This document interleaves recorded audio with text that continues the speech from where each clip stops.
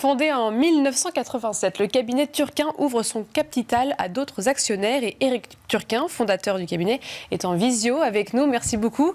Est-ce que vous pouvez nous expliquer pourquoi vous avez fait ce choix ?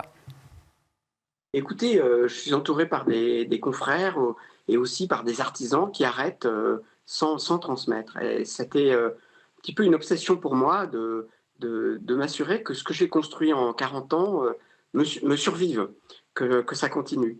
Euh, c'est un bureau qui ressemble à rien d'autre en fait, parce que nous sommes 11 employés permanents, plus aujourd'hui entre 6 et 8 stagiaires. Donc c'est une structure assez importante. Et j'étais très concerné, si vous voulez, par le risque qu'elle disparaisse. J'ai été approché par plusieurs personnes qui étaient intéressées par acheter notre bureau, mais j'ai compris en fait que pour la plupart, l'idée c'était de l'acheter en fait pour récupérer son carnet d'adresses, récupérer du stock ou récupérer la documentation, mais pas pour que ça continue à fonctionner comme un service. Et donc c'est pour ça que j'ai fait cette opération. Donc vous êtes maintenant associé avec Stéphane Pinta et les frères de Bézère. Est-ce que vous pouvez nous expliquer ce que eux aussi vont apporter comme nouvelle expertise, j'imagine, au cabinet ? Alors, Stéphane Pinta, d'abord, il est mon bras droit depuis 17 ans. C'est vraiment en partie pour lui que j'ai fait cette opération, pour le faire monter au capital et pour que l'affaire, effectivement, dans 10 ans, devienne la sienne. Et l'idée de nous associer avec les Bézère, c'est que d'abord, nous nous connaissons très bien, puisque quand je me suis installé en 87, c'était déjà avec Bruno de Bézère, leur père, et que nous partageons depuis presque 35 ans, un peu plus de 35 ans, la documentation. C'est-à-dire nous partageons les livres, j'ai accès à leur documentation de dessin, et eux ont accès à ma documentation de papier depuis toujours.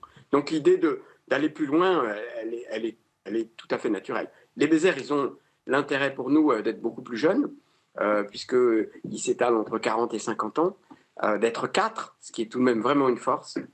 Moi, je suis très attaché à l'expertise comme un travail collectif.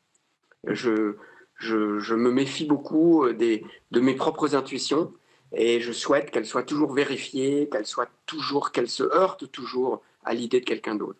Et donc le fait de faire venir les Bézère, qui sont des experts en dessin, qui sont plus jeunes que nous, je pense que ça avait une vraie logique pour cette importance qu'ont les regards croisés dans l'expertise.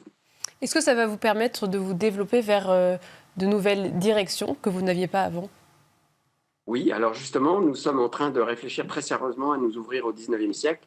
Ça fait 10 ans déjà que je regarde le 19e sans être expert en 19e. Et nous allons devenir experts en 19e siècle. C'est-à-dire que nous ferons le 19e classique.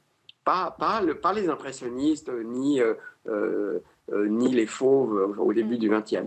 Mais l'idée de faire le 10e classique, elle paraît tout à fait... Elle est dans la logique des tableaux anciens, en fait. Et je remarque que je reviens de Londres et je remarque que nos confrères anglais font la même chose déjà. Donc je ne ferai que les suivre. Là, c'est pas moi qui ai inventé quelque chose. Bien, merci beaucoup Éric Turquin. Je rappelle que vous êtes fondateur du cabinet Turquin, expert en tableaux anciens. Et tout de suite, on passe à l'interview de la semaine.